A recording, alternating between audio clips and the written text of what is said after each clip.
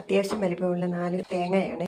ഇതാ ഞാൻ ചെറു ചൂടുവെള്ളത്തിൽ 1 സ്പൂൺ ഈസ്റ്റ് ഇട്ട് കൊണ്ടുപോയി പൊടിച്ച് വെച്ച അരിപ്പൊടിയാണ്. തേങ്ങയെല്ലാം ജാറിനകത്തിട്ട് അരച്ചെടുക്കുകയാണ്.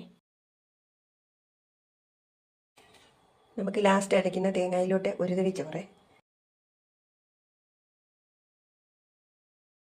ഇതിന് 2 തവി പൊടിയെടുത്ത് നമ്മൾ അതിന് വേണ്ടി കപ്പി കാച്ചുവാണ്. ഇതാ നമ്മുടെ കപ്പി ഇവിടെ കുറുകി വന്നേ. നമുക്ക് ഈ കപ്പി കാച്ചിയതൂടെ മിക്സിയിലിട്ട് അരയ്ക്കാം. അത് കഴിഞ്ഞ് നമ്മൾ ഈ അരിപ്പൊടി ഇടുവാണേ. 4 തേങ്ങയ്ക്കുള്ള അരിപ്പൊടിയാണ് ഇടുന്നത്. നമ്മൾ ഈ കപ്പി കാച്ചിയത് ഇതിനകത്തോട്ട് ഒഴിക്കുന്നു. ശർക്കര പാനിയാക്കിയത് മധുരത്തിന് ആവശ്യമായി ഒഴിക്കുക. നമ്മുടെ ഈസ്റ്റ് ഇച്ചിരി പഞ്ചസാരയും കൂടി ഇട്ട് പുളിക്കാൻ വെച്ചിരുന്നാണ്. ഇത് നമ്മൾ ഇതിനകത്തോട്ട് ഒഴിക്കണം. ഇത് നമ്മൾ മാവെല്ലാം പുളിക്കാൻ വെക്കുകയാണെങ്കിൽ നാളെ രാവിലെ ഇതെടുത്ത് നമ്മൾ ചുടാൻ ആരംഭിക്കാം. രാവിലെ വന്നത് തുറന്ന് നോക്കുവാണ്. അതാ നമ്മൾ രാവിലെ വന്ന് നോക്കിയപ്പോൾ ഇപ്പത്തിൻ്റെ മാവ് പുളിച്ചിരിക്കുന്നു.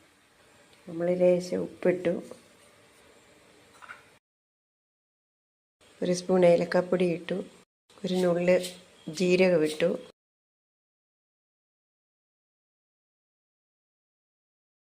പാത്രത്തിൽ ഇച്ചിരി നെയ്യ് തടവുകയാണ്. നമ്മൾ അടുത്ത 2 പാത്രത്തിൽ കൂടെ നെയ്യ് വരട്ടി വെച്ചേക്കുവാണ്.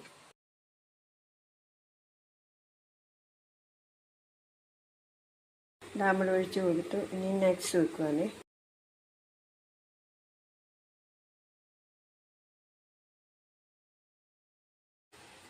നമുക്കിത് തുറന്ന് നോക്കാം. ഒരു സ്റ്റിക്ക് കൊണ്ട് കുത്തി നോക്കാമേ. നമ്മൾ ഓരോന്നും പൊതിയുവാണേ. ഇലക്കകത്തി വെച്ച് അപ്പോൾ ഓരോരുത്തർക്ക് കൊടുക്കാനായിട്ട് നമ്മൾ പൊതിയുവാണേ.